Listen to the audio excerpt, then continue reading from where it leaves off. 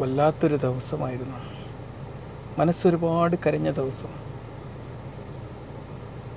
വർഷങ്ങളായിട്ട് ഞാൻ വിശ്വസിച്ച് പോകുന്ന ചിലതൊക്കെ തച്ചുടക്കപ്പെട്ട ദിവസം.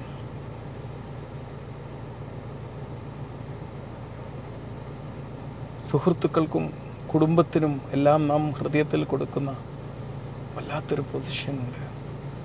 എൻ്റെ സുഹൃത്ത്, എൻ്റെ കുടുംബം, എൻ്റെ ഇന്നാലിന്നവർ എന്നൊക്കെ പറഞ്ഞ് നമ്മൾ കൊടുക്കുന്ന വല്ലാത്തൊരു വിശ്വാസം. ആ വിശ്വാസം തെറ്റിദ്ധരിക്കപ്പെട്ട ദിവസം. ഒരുപക്ഷെ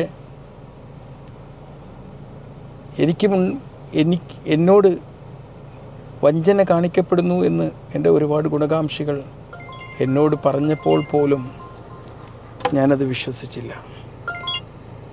കാരണം എൻ്റെ എന്ന ഒരു വാക്ക് ഒരു സുഹൃത്തിൻ്റെ മുമ്പിൽ ഞാൻ ചേർത്ത് വെച്ചത് അതൊന്നും വിശ്വസിക്കാതിരിക്കാൻ വേണ്ടി എന്നെ പ്രേരിപ്പിച്ചു എന്നുള്ളതാണ്. പ്രേരിപ്പിച്ചു എന്ന് മാത്രമല്ല, എൻ്റെ സുഹൃത്ത് എൻ്റെ അടുത്ത് നിന്ന് പണം വാങ്ങി എന്നുള്ള ആ ഒരു കാര്യത്തെ വിമർശിച്ചപ്പം എൻ്റേതായ പ്രിയപ്പെട്ടവരോട് പോലും ശത്രുത തോന്നിയ നിമിഷമായിരുന്നു. ഈ നിമിഷവും എനിക്കൊരു ക്രൂരത തോന്നുന്നില്ല. ഞാനിന്നും ഓർത്തു പോവുകയാണ്. മര്യാദയ്ക്ക് എനിക്ക് കൊച്ചു ലാഭം കിട്ടിക്കൊണ്ടിരുന്ന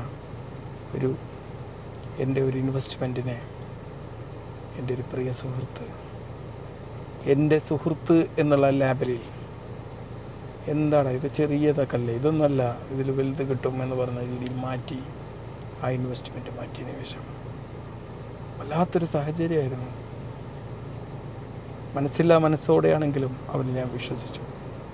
സൗഹൃദം, എൻ്റെ സുഹൃത്ത് എന്നുള്ള ബന്ധം, നമ്മുടെ ഹൃദയത്തോട് ചേർത്ത് വെച്ച ആ ഒരു ബന്ധമുണ്ടാക്കിയ ആ ഒരു സാഹചര്യത്തിൽ ഞാൻ ഹിപ്നോട്ടൈസ്ഡായി പോയി. എല്ലാം കറക്റ്റായി പോകുന്ന സാഹചര്യങ്ങളായിരുന്നു. എവിടെയും വഞ്ചനകളില്ല, കറക്റ്റായിട്ട് ലാഭങ്ങൾ തന്നുകൊണ്ടിരുന്നു. ഞാൻ ഓർത്ത് പോവുകയാണ്. സ്വർണം പോലും, ഒരു പണിക്കൂലി പോലും ഈടാക്കാതെ കൊടുത്ത സാഹചര്യങ്ങൾ പോലും ആലോചിച്ച് പോവുകയാണ്. ഇങ്ങനെ കൊടുക്കരുത് എന്ന് പറഞ്ഞ് ഗുണകാംക്ഷികൾ പറഞ്ഞപ്പോഴും വിശ്വസിക്കാതെ ആ സ്നേഹത്തിൽ വിശ്വാസം അർപ്പിച്ച വല്ലാത്തൊരു സാഹചര്യത്തെക്കുറിച്ച് ആലോചിച്ച് പോവുകയാണ്. എത്രയോ വർഷങ്ങൾ രാപ്പകലില്ലാതെ അധ്വാനിച്ചതിൻ്റെ ഫലം ഇന്നതൊരു ഡെഡ് മണിയായിട്ടോ അതിൽ നിന്ന് ബെനിഫിറ്റുകളൊന്നും കിട്ടാത്ത രീതിയിലോ ഉള്ള പണം തന്നെ കിട്ടാൻ വേണ്ടി യാചിക്കേണ്ടതോ ഒരു സാഹചര്യമായി പരിവർത്തനം ചെയ്തു. ഇംപ്രോപ്പറായിട്ടുള്ള, നമ്മൾ മറ്റുള്ളവരെ വിശ്വസിച്ച് പോകുന്ന ഒരു സാഹചര്യങ്ങളിൽ നമുക്കുണ്ടാവുന്ന വലിയൊരു അബദ്ധമാണത്. തീർച്ചയായിട്ടും നമ്മൾ സൂക്ഷിക്കണം. പ്രൈവറ്റ് ഇൻവെസ്റ്റ്മെൻ്റ് എല്ലാം അപകടകരമാണ്. നാം ധനികരെന്ന് പറയുന്നവരൊക്കെ ഒരു ധനികരുടെ ലാബിലൊട്ടിച്ച് നടക്കുന്ന വെറും ജീവിതം എന്ന നാടകത്തിൽ അഭിനേതാക്കൾ മാത്രമാണ്. ദാരിദ്ര്യരായിരിക്കും താഴെ എവിടെയോ ആയിരിക്കും അവർ കിടക്കുന്നത്.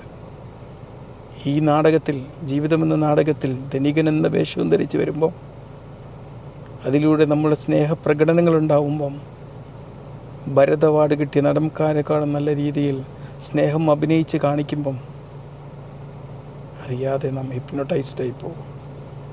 ആ ഹിപ്നോട്ടൈസ്ഡ് ആവുന്ന അവസ്ഥയിൽ നാം അറിയാതെ നമുക്ക് ലഭിക്കാൻ പോകുന്ന ഗുണങ്ങൾ തീർക്കുന്ന സ്വർഗീയ സാമ്രാജ്യങ്ങൾ സ്വപ്നം കാണുമ്പം അറിയാതെ നമുക്കുള്ളതെല്ലാം അവരിലേക്ക് അങ്ങ് നിക്ഷേപിക്കും. അത്തരം നിമിഷങ്ങളിൽ നമ്മുടെ ചിന്തകളൊന്നും വരില്ല. നമുക്ക് ലോജിക്കായിട്ട് ചിന്തിക്കാനുള്ള ഒരു ശേഷി പോലും നമ്മൾ നഷ്ടപ്പെട്ടു പോകും. വൈകാരിക മൈൻഡ് നമ്മളെ പെടുത്തുന്ന ട്രാപ്പാണത്. നമ്മൾ വിശ്വസിച്ച് പോവുക എന്നുള്ളത് നമ്മുടെ വൈകാരിക മൈൻഡ് ഉണ്ടാക്കുന്ന ട്രാപ്പാണ്. നമ്മൾ സൂക്ഷിക്കണം. നാം അധ്വാനിച്ചത് മുഴുവനായി നഷ്ടപ്പെടുത്താൻ നമ്മെ സ്നേഹം കൊണ്ടും വാക്കുകൊണ്ടും ഹിപ്നോട്ടൈസ് ചെയ്യുന്ന ഏതെങ്കിലും വ്യക്തികൾ മതിയാവും. അവർ പ്രതീക്ഷയിലായിരിക്കും. അവരുടെ സ്വപ്ന സാമ്രാജ്യങ്ങൾ കെട്ടിപ്പടുത്തുകൊണ്ട് ഇതെല്ലാം തിരികെ നൽകാമെന്നുള്ള, വഞ്ചിക്കണമെന്ന മനസ്സ് പോലും അവർക്ക് ഉണ്ടാവിക്കൊള്ളണമെന്നില്ല. പക്ഷേ അവരുടെ പ്രതീക്ഷക്കൊത്ത് അവരുടെ സ്വപ്നങ്ങളിലേക്കുള്ള യാത്രയിൽ അവർക്ക് ഇതില്ലാതാവുമ്പം അതിനനുസരിച്ചൊന്നും കാര്യങ്ങൾ നീങ്ങാതെ പോകുമ്പം അവർ നിസ്സഹായരാവുമെങ്കിലും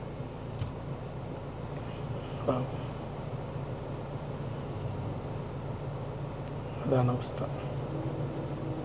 സൂക്ഷിക്കുക. നാം അധ്വാനിച്ചത്